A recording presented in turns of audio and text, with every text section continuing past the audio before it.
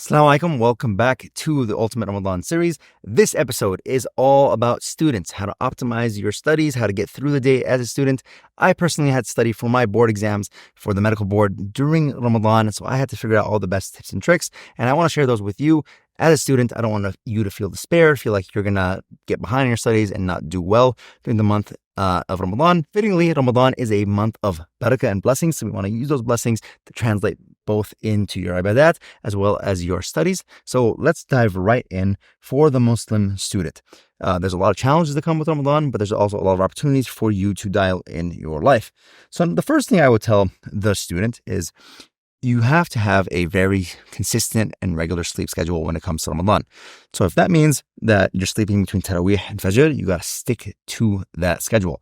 I know there'll be temptations to be out late, but if you want to focus on your studies, if you're taking your MCAT or whatever it may be during Ramadan, you want to fit a sleep schedule that is consistent throughout the month so you can consolidate all the learning that you had. Now, learning is done while you're studying, but the consolidation, the memorizing part of that, to keep that in your brain, is done during your sleep. So the sleep is going to have to be dialed in. So go back to the sleep section, review that for your Ramadan tips. The next thing I found to be very effective when it comes to Ramadan is studying right after Fajr.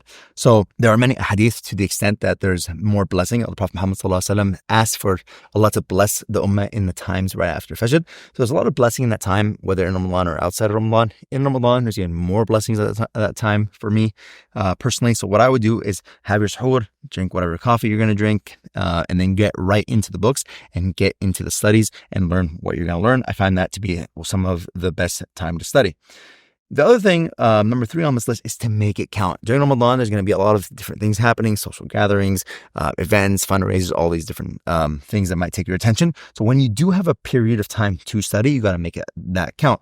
Whether that's right after Fajr, between Maghrib and Taraweeh, whenever it may be. If there's small windows in your day, get off your phone, get off TikTok, whatever it is, and use that time to get some of your studies in. The quality of your studies when you have a good time slot is going to be better than quantity throughout the day when you're feeling tired and sluggish. Number 4, I would say it's very important for the Muslim student to have proper hydration and a proper suhoor. Number 4, it's very important for the Muslim student to have proper hydration and proper suhoor during Ramadan. The brain uses a lot of energy. We're talking about 25% of your caloric needs goes right into your brain. So you want to feed your brain with really good suhoor, a lot of nutrient-dense foods, healthy foods during suhoor, so you have energy to get through your school, to go to class, to study, to whatever it may be, to help you learn.